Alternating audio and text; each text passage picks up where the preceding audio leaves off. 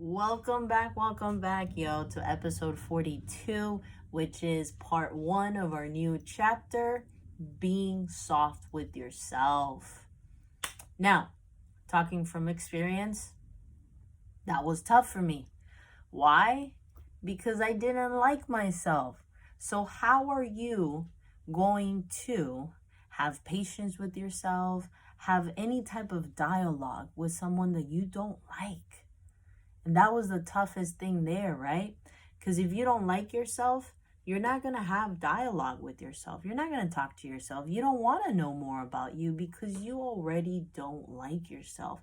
So, whatever you have to say about you is not something you want to hear because it's going to be negative. It's going to be nasty. It's going to be, and I mean nasty in the sense that you're not treating yourself properly with respect and love, right?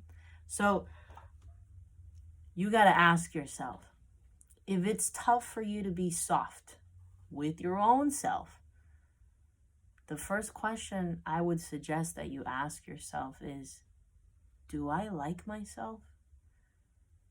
Because let me tell you, I'm pretty sure it's going to be a no. Because if you don't like yourself, there's no dialogue there, which means that you're not searching within. You're not spending time with yourself. I didn't like myself. I hated the way that I looked. Oh my goodness. I hated looking at myself in the mirror. Why would I do such a thing?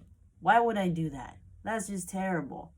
That's being a masochist, because I was going to look at myself and all of these horrible thoughts were going to come through my head about how horrible I looked, how ugly I was. I didn't like long hair. I didn't like dressing like a female per se, right? I'm more masculine presented. And it was just so tough to look at myself, because then if you don't like yourself, you slowly start to go into having hatred for yourself. And when you have hatred for yourself, what are the comments? What are the habits that you're telling yourself constantly in your head? That you're ugly, you're not good enough, nobody, is going to want you, or so many other awful things that you could say about yourself. So think about it. If you're having difficulty being soft with yourself, and what I mean by that is being kind to yourself, being patient, giving yourself grace, and not just when you mess up, right? But maybe when you take a day off. It doesn't have to be go, go, go, go, go every single day. You also need a break.